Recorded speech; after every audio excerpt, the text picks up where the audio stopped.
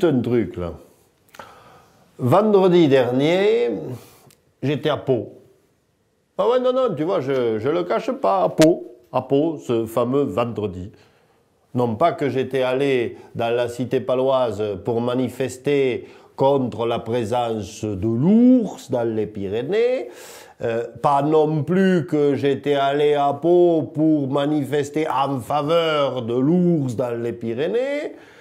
C'est-à-dire que moi, je fais partie de cette immense majorité, tu vois, du ventre mou, tu vois, du ventre mou, de ceux qui, au fond, s'en foutent un peu et que ça commence à gaver sérieusement, ces histoires de ne pas être foutu de s'entendre. Voilà.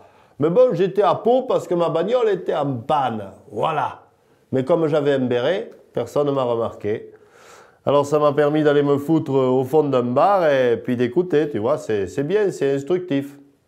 Alors, au début, c'était clair, c'était carré, c'était formidable. C'était sûr.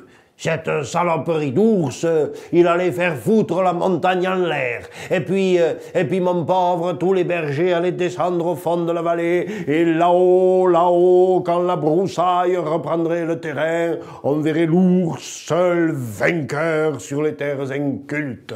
C'était beau, c'était beau. De l'autre côté, ça gueulait au nom de la biodiversité de l'ours que si on n'en a pas, on n'est plus pyrénéen, et va-t'en, et va-t'en. Il y en avait qu'un de tranquille, à la table du fond, un petit papé en train de siroter son Ricard. Comme il n'y avait pas 36 000 places, je suis allé m'asseoir à côté de lui. Alors bon, ben, du coup on a discuté, tu vois, l'air de rien. Et moi je lui ai posé la question, je lui ai dit, et vous en pensez quoi? Il m'a regardé, il a haussé les épaules, il m'a dit, ben, moi je suis comme tout le monde, je suis contre. Et puis il a recommencé à boire. Bon, très bien. Seulement il a insisté, il a dit, je suis contre, mais je m'en fous.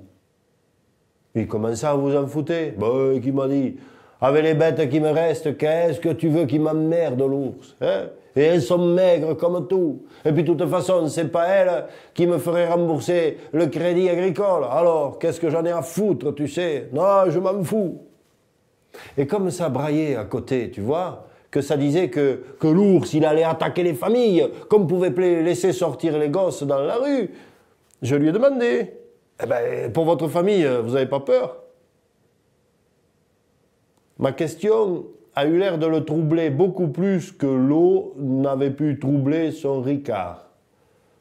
Il m'a regardé longuement et il m'a dit « Je vis seul. » Voilà. C'est juste pour ça, tu vois.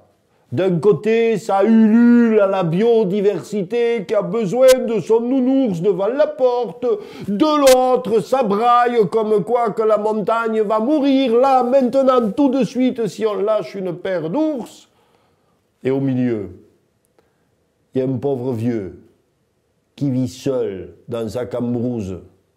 Il m'a même semblé que le seul qui aurait pu venir boire un coup avec ce vieux, c'était l'ours. Le dernier ours, le vieux Martin. Ces deux-là, ils auraient pu causer, ils auraient pu se comprendre, ils auraient pu s'entendre. Enfin deux qu'auraient pensé à se parler, ça aurait pu être pas mal. Mais il s'est levé, il a réajusté son béret, et avant de partir, il a eu cette phrase mémorable. « Peu, délâcher l'ours. Quelle connerie, va! Ils n'auraient pas pu lâcher des femmes ?» Et il est sorti, splendide comme l'antique, drapé dans sa solitude. Allez, va, réfléchis-y. Santé, intelligence, et vive les solitaires.